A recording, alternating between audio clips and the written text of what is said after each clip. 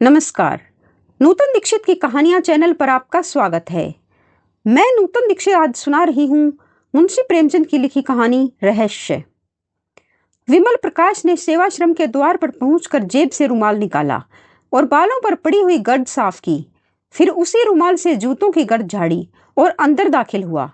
सुबह को वह रोज टहलने जाता है और लौटती बार सेवाश्रम की देखभाल भी कर लेता है। वह इस आश्रम का बानी भी है और संचालक भी। सेवाश्रम का काम शुरू हो गया था। अध्यापिकाएं लड़कियों को पढ़ा रही थी, माली फूलों की क्यारियों में पानी दे रहा था और एक दर्जे की लड़कियां हरी हरी घास पर दौड़ लगा रही थी। विमल को लड़कियों की सेहत का बड़ा ख्याल है। विमल एक क्षण वहीं खड़ा प्रसन्न मन से लड़कियों की बाल क्रीड़ा देखता रहा, फिर आकर दफ्तर में बैठ गया। क्लर्क ने कल की आई हुई डाक उसके सामने रख दी। विमल ने सारे पत्र एक एक करके खोले और सरसरी तौर पर पढ़कर रख दिए। उसके मुख पर चिंता और निराशा का धूमिल रंग दौड़ आया। उसने धन के लिए समाचार पत्रों में जो अपील निकाली थी उसका कोई असर नहीं हुआ। कैसे यह संस्था चलेगी? लोग क्या इतने अनुदार हैं? वह तन मन से इस काम में लगा हुआ है। उसके पास जो कुछ था वह सब उसने इस आश्रम को भेंट कर दिया। अब लोग उससे और क्या चाहते हैं? क्या अब भी वह उनकी दया और विश्वास के योग्य नहीं है? वह इसी चिंता में डूबा हुआ उठा और घर पर आकर सोचने लगा, यह संकट कैसे टले। अभी साल का आधा भी नहीं गुजरा और आश्रम पर 12,000 का कर्ज हो गया था। साल पूरा होते होते वह 20,000 तक पहुंचेगा। अगर वह लड़कियों की फीस 1-1 रुपया बढ़ा दे तो 500 रुपये की आमदनी बढ़ सकती है। हॉस्टल की फीस 2-2 रुपये बढ़ा दे तो 500 रुपये और आ सकते हैं। इसी तरह वह आश्रम की आमदनी में 12,000 सालाना की बढ़ोतरी कर सकता है। लेकिन फिर उसका वह आदर्श कहाँ रहेगा कि गरीबों की लड़कियों को नाम मात्र फीस लेकर ऊंची शिक्षा दी जाए। काश उसे ऐसी अध्यापिकाओं की काफी तादाद मिल जाती जो केवल गुजारे पर काम करती। क्या इतने बड़े देश में ऐसी 10-20 पढ़ी लिखी देवियां भी नहीं हैं? उसने कई बार अखबारों में यह जरूर छपवाई थी, मगर आज तक किसी ने जवाब न दिया। अब फीस बढ़ाने के सिवा उसके लिए कौन सा रास्ता है? इसी वक्त उसके द्वार के सामने एक तांगा आकर रुका और एक महिला उतरकर बरामदे में आई। विमल ने कमरे से बाहर निकलकर उनका स्वागत किया और उन्हें अंदर ले जाकर एक कुर्सी पर बैठा दिया। देवी जी रूपवती तो न थी, पर उनके मुख पर शिष्टता और कुलीनता की आभा जरूर थी। औसत कद, कोमल गात, चंपई रंग, प्रसन्न मुख, खूब बनी संवरी हुई, मगर उस बनाव श्रृंगार में ही जैसे अभाव की झलक थी। विमल के लिए यह कोई नई बात न थी। जब से उसने सेवाश्रम खोला था, भले घरों की देवियां आकर उनसे मिल आती थी। देवी जी ने कुर्सी पर बैठते हुए कहा, पहले अपना नाम बता दूं। मुझे मंजुला कहते हैं। मैंने कुछ दिन हुए लीडर में आपकी नोटिस देखी थी और उसी प्रयोजन से आपकी सेवा में आई हूं। यूं तो आपसे मिलने का शौक बहुत दिनों से था, पर कोई अवसर न निकाल पाती थी और बरबस आकर आपका कीमती समय नष्ट न करना चाहती थी। आपने जिस त्याग और तन्मयता से नारियों की सेवा की है, उसने आपके प्रति मेरे मन में इतनी श्रद्धा पैदा कर दी है कि मैं उसे प्रकट करूं तो शायद आप खुशामद समझें। मेरे मन में भी इसी तरह की सेवा की इच्छा बहुत दिनों से है, पर जितना सोचती हूं उतना कर नहीं सकती। आपके प्रोत्साहन से संभव है मैं भी कुछ कर सकूं। विमल मौन सेवकों में था। अपनी प्रशंसा उसके लिए सबसे कठिन परीक्षा थी। उसकी ठीक वही दशा हो जाती थी जैसे कोई पानी में डुबकियां खा रहा हो। वह खुद किसी के मुंह पर उसकी तारीफ न करता था, इसलिए तारीफ के भूखे उसे तंग दिल समझते थे। वह पीठ के पीछे तारीफ करता था, हाँ मुंह पर वह बुराइयां करता था। दूसरों से भी यही आशा रखता था। उसने अपना उखड़ा हुआ पांव जमाते हुए कहा, यह तो बहुत अच्छी बात होगी। आप शौक से आए। सेवाश्रम की दशा तो आपको मालूम होगी। मैं इस इरादे से यहां नहीं आई हूं, यह मैं पहले ही समझ गया था। मेरी यह आशा न थी, यूं ही कह दिया। अच्छा, आपका मकान यही है? मंजुला देवी का घर लखनऊ में है। जालंधर के कन्या विद्यालय में शिक्षा पाई है। अंग्रेजी में अच्छी लियाकत है। घर के काम धंधे में भी कुशल हैं और सबसे बड़ी बात यह है कि उनके हृदय में सेवा का उत्साह है। अगर स्त्री सेवाश्रम का भार अपने ऊपर ले ले तो क्या कहना। मगर विमल के मन में एक प्रश्न उठा। पूछा, आपके पति भी आपके साथ रहेंगे?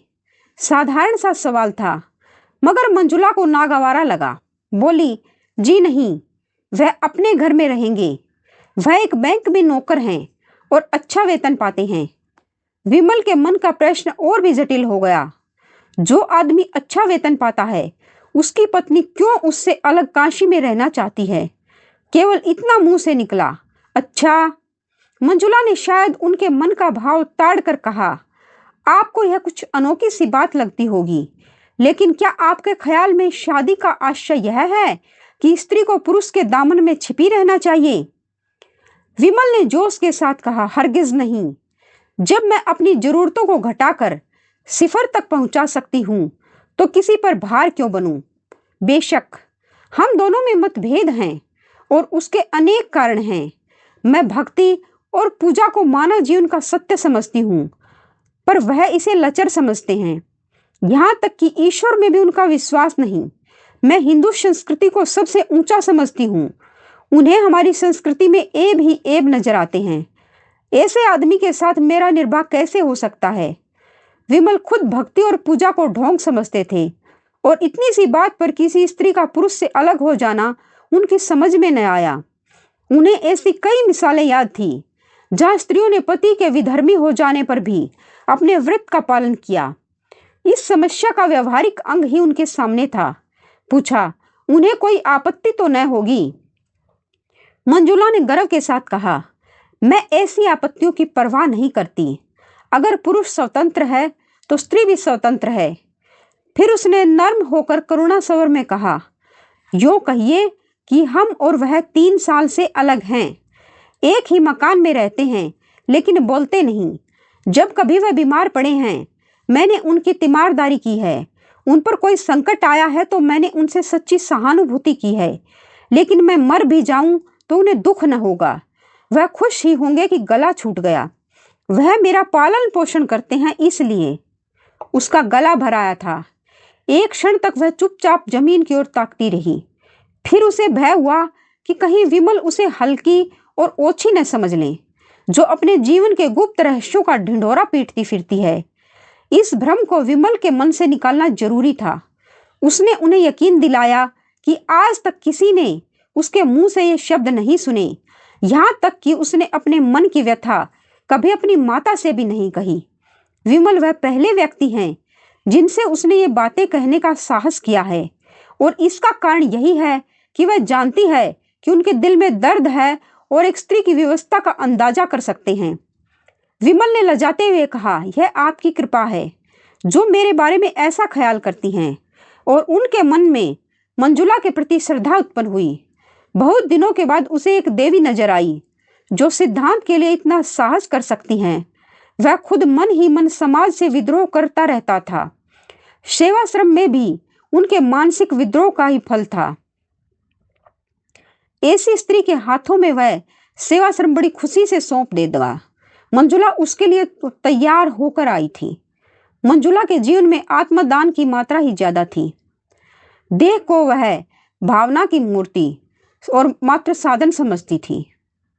दुनिया की बड़ी से बड़ी विभूति भी उसे शांत नहीं कर सकती थी। मंजुला के जीवन में आत्मदान की मात्रा ही ज्यादा थी। देह को वह इस भावना की पूर्ति का साधन मात्र समझती थी। दुनिया की बड़ी से बड़ी विभूति भी उसे शांति न दे सकती थी।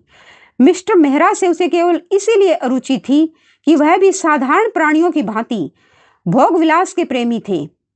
जीवन उनके लिए इच्छाओं में बहने का नाम था। स्वार्थ की सिद्धि में नीति या धर्म की बाधा उनके लिए असह्य थी। अगर उनमें कुछ उदारता होती और मंजुला से मतभेद होने पर भी वह उसकी भावनाओं का आदर करते और कम से कम मुख से ही उसमें सहयोग करते, तो मंजुला का जीवन सुखी होता। पर उस भले आदमी को पत्नी से जरा भी सहानुभूति न थी और वह हर एक अवसर पर उसके मार्ग में आकर खड़े हो जाते थे और मंजुला मन ही मन सिमट कर रह जाती थी। यहाँ तक कि उसकी भावनाएं विकास का मार्ग न पाकर टेढ़े मेढ़े रास्तों पर जाने लगी। अगर वह इस अभाव को कला का रूप दे सकती तो उसकी आत्मा को उसमें शांति मिलती। जीवन में जो कुछ न मिला उसे कला में पाकर वह प्रसन्न होती, मगर उसमें वह प्रतिभा, वह रचना शक्ति न थी और उसकी आत्मा पिंजड़े में बंद पक्षी की भांति हमेशा बेचैन रहती थी। उसका अहम भाव इतना अप्रच्छन्न हो गया था कि वह जीवन से विरक्त होकर बैठ सकती थी। वह अपने व्यक्तित्व को स्वतंत्र और पृथक रखना चाहती थी। उसे इसमें गर्व और उल्लास होता था कि वह भी कुछ है।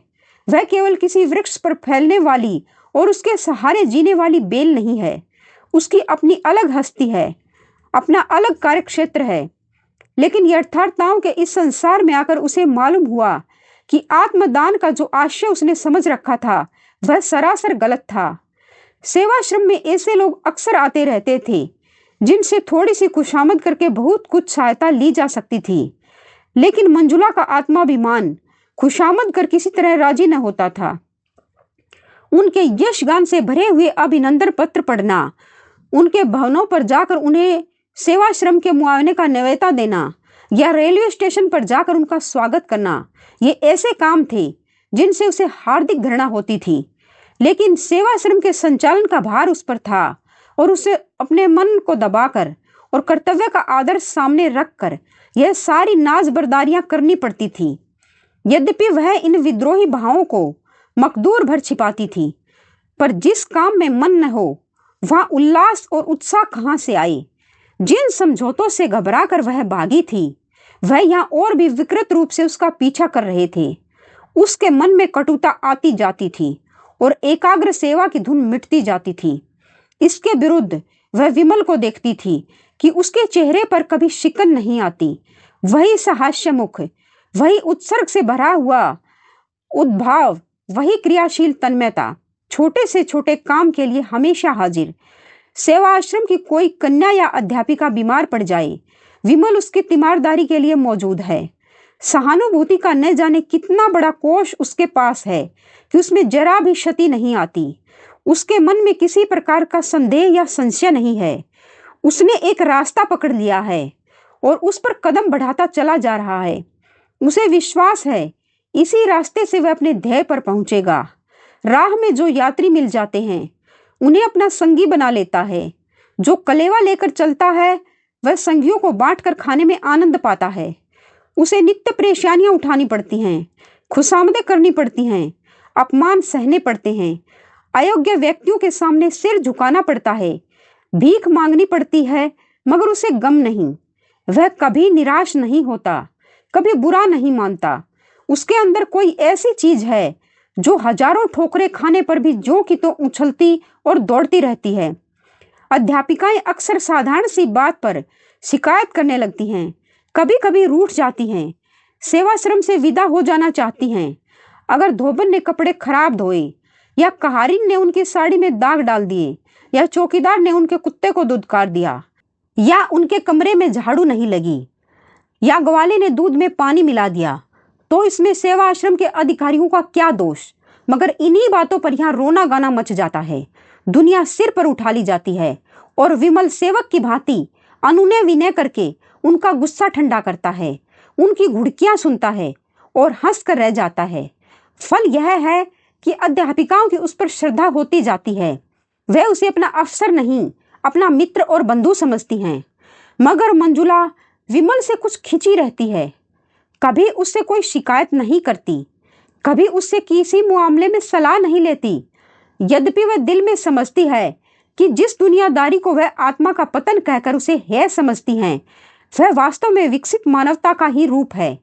फिर भी अपने सिद्धांत प्रेम के अभिमान को तोड़ डालना उसके लिए कठिन है।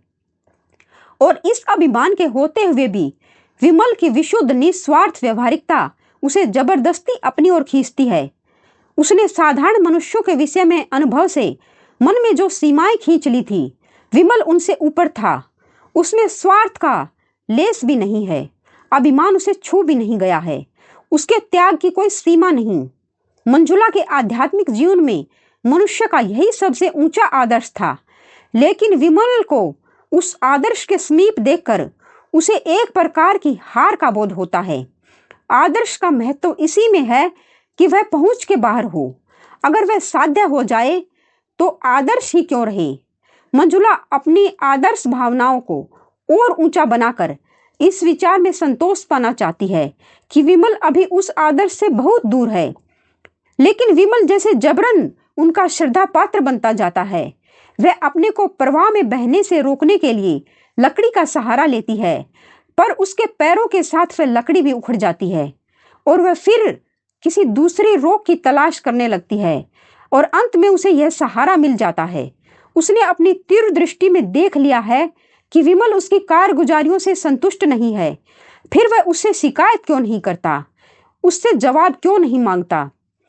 उसी तीव्र दृष्टि से उसने यह भी ताड़ लिया है कि विमल उसके रूप रंग से अप्रभावित नहीं है। फिर यह शीतलता और उदासीनता क्यों?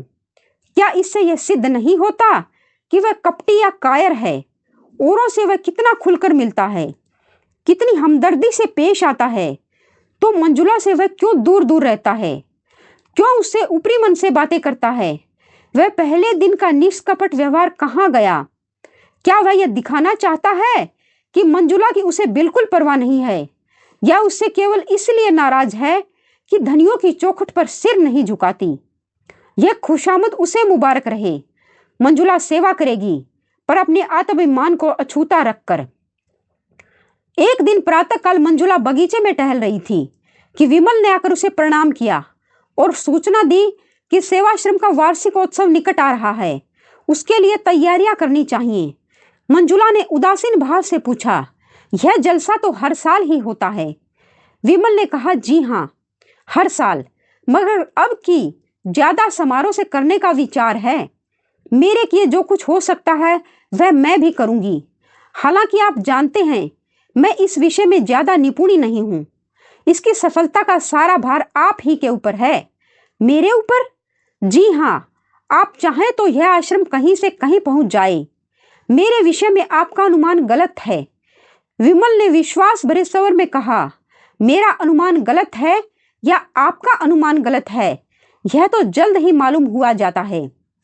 आज यह पहली प्रेरणा थी जो विमल ने मंजुला से की। जिस दिन से उसने सेवाश्रम उसके हाथ में सौंपा था, उस दिन से कभी इस विषय में कोई आदेश न दिया था। उसे कभी इसका साहस ही न हुआ। मुलाकातों में इधर उधर की बातें होकर रह जाती। शायद विमल समझता था कि मंजुला ने जो त्याग किया है वह काफी से ज्यादा है और उस पर अब और बोझ डालना जुल्म होगा। या शायद वह देख रहा था कि मंजुला का मन इस संस्था में रम जाए तो कुछ कहे। आज जो उसने विनय और आग्रह से भरा हुआ ये आदेश दिया तो मंजुला में एक नई स्फूर्ति दौड़ गई। सेवाश्रम से ऐसा निस्तव उसे कभी न हुआ था। विमल से उसे जो दुर्भावनाएं थी सब जैसे काई की तरह फट गई। वह पूर्ण तन्मयता के साथ तैयारियों में लग गई। अब तक वह क्यों आश्रम से इतनी उदासीन थी, इस पर उसे आश्चर्य होने लगा। एक सप्ताह तक वह रात दिन मेहमानों के आदर सत्कार में व्यस्त रही। खाने तक की फुर्सत न मिलती। दोपहर का खाना तीसरे पहर मिलता। कोई मेहमान किसी गाड़ी से आता, कोई किसी गाड़ी से। अक्सर उसे रात को भी स्टेशन जाना पड़ता। उस पर तरह तरह के करतबों का रिहर्सल भी कराना पड़ता। अपने भाषण की तैयारी अलग। इस साधना का पुरस्कार तो मिला कि जलसा हर एक दृष्टि से सफल रहा और कई हजार की रकम चंदे में मिल गई। मगर जिस दिन मेहमान रुखसत हुए उसी दिन मंजुला को नए मेहमान का स्वागत करना पड़ा, जिसने 3 दिन उसे सिर तक न उठाने दिया। ऐसा बुखार उसे कभी न आया था। 3 ही दिन में ऐसी हो गई जैसे बरसों की बीमार हो। विमल भी दौड़ धूप में लगा हुआ था। पहले तो कई दिन पंडाल बनवाने और मेहमानों की दावत का इंतजाम करने में लगा रहा। जलसा खत्म हो जाने पर जहां जहां से जो सामान आए थे उन्हें सहेज सहेज कर लौटाने की पड़ गई। मंजुला को धन्यवाद देने भी न आ सका। किसी ने कहा जरूर कि देवी जी बीमार हैं, मगर उसने समझा थकान से कुछ हरारत हो आई होगी, ज्यादा परवाह न की। लेकिन चौथे दिन खबर मिली कि बुखार अभी तक नहीं उतरा और बड़े जोर का है, तो वह बदहवास दौड़ा हुआ आया और अपराधी भाव से उसके सामने खड़ा होकर बोला, अब कैसी तबीयत है? आपने मुझे बुला क्यों न लिया? मंजुला को ऐसा जान पड़ा कि जैसे एकाएक बुखार हल्का हो गया है। सिर का दर्द भी कुछ शांत हुआ जान पड़ा। लेटे लेटे विवश आंखों से ताकती हुई बोली, बैठ जाइए, आप खड़े क्यों हैं? फिर मुझे भी उठना पड़ेगा। विमल ने इस भाव से देखा मानो उसका बस होता तो यह सारा ताप और दर्द खुद ले लेता। फिर आग्रह से बोला, नहीं नहीं, आप लेटी रहें, मैं बैठ जाता हूँ। इसका अपराधी मैं हूँ, मैंने ही आपको इस जहमत में डाला, मुझे क्षमा कीजिए। मैंने आपसे वह काम लिया जो मुझे खुद करना चाहिए था। मैं अभी जाकर डॉक्टर को बुला लाता हूँ। क्या कहूँ, मुझे जरा भी खबर न हुई। फजूल के कामों में ऐसा फंसा रहा और उसने पीठ फेरी ही थी कि मंजुला ने हाथ उठाकर मना करते हुए कहा, नहीं नहीं, डॉक्टर की कोई जरूरत नहीं, आप जरा भी परेशान न हों, मैं बिल्कुल अच्छी हूँ, कल तक उठ बैठूंगी। उसके मन में और कितनी ही बातें उठी, मगर उसने होठ बंद कर लिए। फिर आवेश में वह न जाने क्या क्या बक जाएगी। अभी तक विमल ने शायद उसे देवी समझकर उसके सामने सिर झुकाया है, उससे दूर अवश्य रहा है, मगर इसलिए नहीं कि वह समीप आना नहीं चाहता, बल्कि इसलिए कि अपनी सरलता में, अपनी साधना में उसके समीप आने में झिझकता है कि कहीं देवी को नागवारा न गुजरे। विमल ने अपने मन में उसे जिस ऊंचे आसन पर बैठा दिया है, उससे नीचे वह न आएगी। विमल को मालूम नहीं वह कितना सात्विक, कितना विशाल आत्मा पुरुष है। ऐसे आदमी की स्मृति में हमेशा के लिए एक आकाश में उड़ने वाली निष्कलंक निष्कपट सती की धुंधली छाया छोड़ जाना कितना बड़ा मोह है। उसने विनोद भाव से कहा, हाँ क्यों नहीं, क्योंकि आप तो मनुष्य हैं और मैं काठ की पुतली। नहीं आप देवी हैं, नहीं एक नादान औरत। आपने जो कुछ कर दिखाया वह मैं 100 जन्म लेकर भी न कर सकता था। उसका कारण भी आपने सोचा?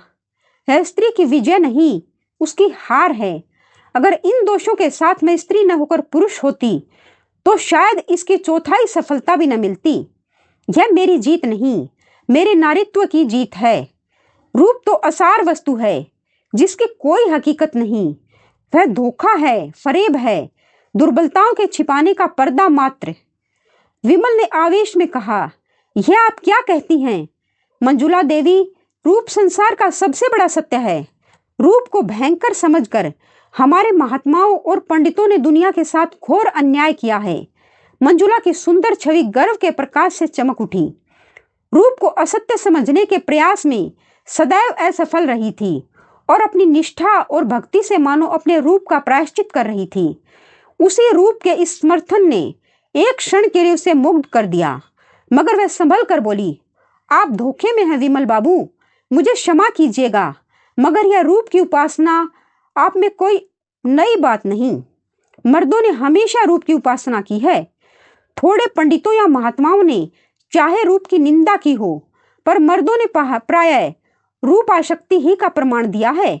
यहाँ तक कि रूप के लिए धर्म की परवाह नहीं की, और उन पंडितों और महात्माओं ने भी जबान या कलम से चाहे रूप के विरुद्ध विष उगला हो, लेकिन अंतःकरण में वे भी उसकी पूजा करते हैं। जब कभी रूप ने उनकी परीक्षा की है, उनकी तपस्या पर विजय पाई है। फिर भी जो असत्य है वह असत्य ही रहेगा। रूप का आकर्षण केवल बाहरी आंखों के लिए है, ज्ञानियों की निगाह में उसका कोई मूल्य नहीं। कम से कम आपके मुख से मैं रूप का बखान नहीं सुनना चाहती, क्योंकि मैं आपको देवतुल्य समझती हूँ और दिल से आप पर श्रद्धा रखती हूँ। विमल विक्षिप्त सा जमीन की तरफ ताकता रहा और बराबर ताकता ही चला गया, जैसे वह मूर्छावस्था में हो। फिर चौंक कर उठा और अपराधियों की भांति सिर झुकाए संदिग्ध भाव से कदम उठाता हुआ कमरे से निकल गया और मंजुला निश्चिंत बैठी रही। उस दिन से एकाएक विमल का सारा उत्साह और कर्मण्यता जैसे ठंडी पड़ गई, जैसे उसमें अब अपना मुंह दिखलाने की हिम्मत नहीं है। मानो इस रहस्य का पर्दा खुल गया है और चारों तरफ उसकी हंसी उड़ रही है। वह अब सेवा आश्रम में बहुत कम आता है, और आता भी है तो अध्यापिकाओं से कुछ बातचीत नहीं करता, सबसे जैसे मुंह चुराता फिरता है। मंजुला को मिलने का कोई अवसर नहीं देता, और जब मंजुला हार कर उसके घर जाती है तो कहला देता है घर में नहीं है, हालांकि वह घर में छिपा बैठा रहता है और मंजुला उसके मनोरहस्य को समझने में असमर्थ है। विमल ने अपनी साधना और सद्भावना से उसे अपनी ओर आकर्षित कर लिया है, इसमें संदेह नहीं। वह एक नारी की गहरी अंतर्दृष्टि से देख रही है कि विमल भी उसका उपासक बन बैठा है और जरा भी प्रोत्साहन पाने पर अपने को उसके चरणों पर डाल देगा। उसने बरसों से जो जिंदगी बसर की है उसमें प्रेम नहीं है। सेवा और कर्तव्य का दामन पकड़कर भी उसे अपनी अपूर्णता का ज्ञान होता रहता है। जिस पुरुष में उसका प्रेम नहीं है, न विश्वास है, उसके प्रति वह किसी तरह का नैतिक या धार्मिक बंधन नहीं स्वीकार करती। वह अपने को स्वच्छंद समझती है, चाहे समाज उसकी स्वच्छंदता न माने, पर उसकी आत्मा इस विषय में अपने को आजाद समझती है। मगर विमल की नजरों में आदर और भक्ति पाने का मोह उसमें इतना प्रबल है कि वह इस स्वच्छंदता की भावना को सिर नहीं उठाने देती। वह विमल से संसर्ग की घनिष्ठता तो चाहती है, पर अपने आत्माभिमान की रक्षा करते हुए। इसके साथ ही विमल के पवित्र और निर्मल जीवन में वह दाग नहीं लगाना चाहती। उसने सोचा था विमल को दवा का हल्का सा घूंट पिलाकर वह स्वस्थ कर देगी। वह स्वस्थ होकर उसके मनोज्ञान में आएगा, फूलों को देखकर प्रसन्न होगा, हरी हरी दूब पर लेटेगा, पक्षियों का गाना सुनेगा। उससे वह इतना ही संसर्ग चाहती थी। दीपक के प्रकाश का आनंद तो दीपक से दूर रहकर ही लिया जा सकता है। उसे स्पर्श करके तो वह अपने को जला सकता है। मगर अब उसे मालूम हुआ कि दवा की जगह वह घूंट बाधा को हारने के बदले एक दूसरा रोग पैदा कर गया। विमल में निर्लेप होकर रहने की शक्ति न थी। वह जिस चीज की ओर झुकता था तन मन से उसी का हो जाता था, और जब खिंचता था तो माना नाता ही तोड़ लेता था। उसके इस नए व्यवहार को मंजुला अपना अपमान समझती है और मन यहां से उचाट हो जाता है। आखिर एक दिन उसने विमल को पकड़ ही लिया था। मंजुला जानती थी विमल रोज दरिया किनारे सैर करने जाता है। एक दिन उसने वहीं जा घेरा और अपना इस्तीफा उसके हाथ में रख दिया। विमल के गले में जैसे फांसी पड़ गई। जमीन की ओर ताकता हुआ बोला, ऐसा क्यों? इसलिए कि मैं अपने को इस काम के योग्य नहीं पाती। संस्था तो खूब चल रही है, फिर भी मैं यहाँ रहना नहीं चाहती। मुझसे कोई अपराध हुआ है? आप अपने दिल से पूछिए। विमल ने इस वाक्य का वह आशय समझ लिया जो मंजुला की कल्पना से भी कोसों दूर था। उसके मुख का रंग उड़ गया, जैसे रक्त की गति बंद हो गई हो। इसका उसके पास कोई जवाब न था। ऐसा फैसला था जिसकी कहीं अपील न थी। आज स्वर में बोला, जैसी आपकी इच्छा, मुझ पर दया कीजिए। मंजुला ने आर्द्र होकर कहा, तो मैं चली जाऊं? जैसे आपकी इच्छा। और वह जैसे गले का फंद छुड़ाकर भाग खड़ा हुआ। मंजुला करुण नेत्रों से उसे देखती रही, मानो सामने कोई नौका डूबी जा रही हो। चाबुक खाकर विमल फिर सेवाश्रम की गाड़ी में जुट गया। कह दिया गया मंजुला देवी के पति बीमार थे, चली गई। कामकाजी आदमी प्रेम का रोग नहीं पालता।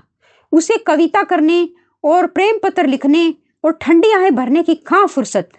उसके सामने तो कर्तव्य है, प्रगति की इच्छा है, आदर्श है। विमल भी काम धंधे में लग गया।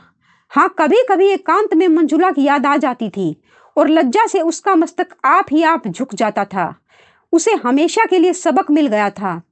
ऐसी सती साध्वी के प्रति उसने कितनी बेहूदगी की। 3 साल गुजर गए थे। गर्मियों के दिन थे। विमल अब की मंसूरी की सैर करने को गया हुआ था और एक हॉस्टल में ठहरा था। एक दिन बैंड स्टैंड के समीप खड़ा बैंड सुन रहा था कि बगल की एक बेंच पर मंजुला बैठी नजर आई, आभूषणों और रंगों से जगमगाती हुई। उसके पास ही एक युवक कोट पैंट पहने बैठा हुआ था। दोनों मुस्कुरा मुस्कुरा कर बातें कर रहे थे। दोनों के चेहरे खिले, दोनों प्रेम के नशे में मस्त। विमल के मन में सवाल उठा, यह युवक कौन है? मंजुला का पति नहीं हो सकता। यह संभव है उसका पति ही हो। दंपत्ति में अब मेल हो गया हो। उसे मंजुला के सामने जाने का साहस न हुआ। दूसरे दिन वह एक अंग्रेजी तमाशा देखने सिनेमा हॉल गया था। इंटरवल में बाहर निकला तो कैफे में फिर मंजुला दिखाई दी, सिर से पांव तक अंग्रेजी पहनावे में। वही कल वाला युवक आज भी उसके साथ था। आज विमल से जब्त न हो सका। इसके पहले कि वह मन में कुछ निश्चय कर सके, वह मंजुला के सामने खड़ा था। मंजुला उसे देखते ही सन्नाटे में आ गई। मुंह पर हवाइयां उड़ने लगी। मगर एक ही क्षण में उसने अपने आप को संभाल लिया और मुस्कुराकर बोली, हेलो विमल बाबू, आप यहाँ कैसे? और उसने उस नवयुवक से विमल का परिचय कराया। आप महात्मा पुरुष हैं, काशी के सेवा आश्रम के संचालक, और यह मेरे मित्र मिस्टर खन्ना हैं, जो भी हाल ही में इंग्लैंड से ICF होकर आए हैं। दोनों आदमियों ने हाथ मिलाए। मंजुला ने पूछा, सेवा आश्रम तो खूब चल रहा है, मैंने उसकी वार्षिक रिपोर्ट पत्रों में पढ़ी थी। आप यहाँ कहाँ ठहरे हुए हैं? विमल ने अपने होटल का नाम बतलाया। खेल फिर शुरू हो गया। खन्ना ने कहा, खेल शुरू हो गया, चलो अंदर चलें। मंजुला ने कहा, तुम जाकर देखो, मैं जरा मिस्टर विमल से बातें करूंगी। खन्ना ने विमल को जलती हुई आंखों से देखा और अकड़ता हुआ अंदर चला गया। मंजुला और विमल बाहर आकर हरी हरी घास पर बैठ गई। विमल का हृदय गर्व से फूला हुआ था। आशा में उल्लास की चांदनी सी हृदय पर छिटकी हुई थी। मंजुला ने गंभीर स्वर में पूछा, आपको मेरी याद काहे को आई होगी? कई बार इच्छा हुई कि आपको पत्र लिखूं, लेकिन संकोच के मारे न लिख सकी। आप मजे में तो थे। विमल को उसका यह उलाहना बुरा लगा। कहाँ अभी हास्य विनोद में मग्न थी, कहाँ उसे देखते ही गंभीरता की पुतली बन गई। रूखे स्वर में बोला, हाँ बहुत अच्छी तरह था, आप तो आराम से थी। मंजुला आर्द्र कंठ से बोली, मेरे भाग्य में तो आराम लिखा ही नहीं है मिस्टर विमल। पिछले साल पति का देहांत हो गया। उन्होंने जितनी जायदाद छोड़ी उससे ज्यादा कर्ज छोड़ा। इन्हीं उलझनों में पड़ी रही, स्वास्थ्य भी बिगड़ गया। डॉक्टरों ने पहाड़ पर रहने की सलाह दी, तब से यहीं पड़ी हुई हूं। आपने मुझे खत तक न लिखा। आपके सिर ही क्या कम बोझ है कि मैं अपनी चिंताओं का भार भी रख देती? फिर भी एक मित्र के नाते मुझे खबर तो देनी ही थी। मंजुला ने स्वर में श्रद्धा भरकर कहा, आपका काम इन झगड़ों में पड़ना नहीं है विमल बाबू। आपको ईश्वर ने सेवा और त्याग के लिए रचा है, वही आपका क्षेत्र है। मैं जानती हूं आपकी मुझ पर दया दृष्टि है। मैं कह नहीं सकती मेरी नजरों में उसका कितना मूल्य है। जिसे कभी दया और प्रेम न मिला हो, वह इनकी ओर लपके तो क्षमा के योग्य हैं। आप समझ सकते हैं उनका परित्याग करके मैंने कितनी बड़ी कुर्बानी की है, मगर मैंने इसी को अपना कर्तव्य समझा। मैं सब कुछ सह लूंगी, पर आपको देवत्व के ऊंचे आसन से नीचे न गिराऊंगी। आप ज्ञानी हैं, संसार के सुख कितने अनित्य हैं आप खूब जानते हैं। इनके प्रलोभन में न आइए। आप मनुष्य हैं, आप में भी इच्छाएं हैं, वासनाएं हैं, लेकिन इच्छाओं पर विजय पाकर ही आपने यह ऊंचा पद पाया है। उसकी रक्षा कीजिए और अध्यात्म ही आपकी मदद कर सकता है। उसकी साधना से आपका जीवन सात्विक होगा और मन पवित्र होगा। विमल ने अभी अभी मंजुला को आमोद प्रमोद में क्रीड़ा करते देखा था। खन्ना से उसका संबंध किस तरह का है यह भी वह समझ रहा था। फिर भी इस उपदेश में उससे सच्ची सहानुभूति का संदेश मिला। विलासिनी मंजुला उसे देवी के रूप में नजर आई। उसके भीतर का अहंकार उसकी लोलुपता से बलवान था। सद्भावना से भरकर बोला, देवी जी, आपने जिन शब्दों से मेरा सम्मान किया है उनके लिए आपका एहसानमंद है। कहिए, मैं आपकी क्या सेवा कर सकता हूं? मंजुला ने उठते हुए कहा, आपकी कृपा दृष्टि काफी है। उसी वक्त खन्ना सिनेमा हॉल से बाहर आता दिखाई दिया। आप सुन रहे थे मुंशी प्रेमचंद की लिखी कहानी रहस्य।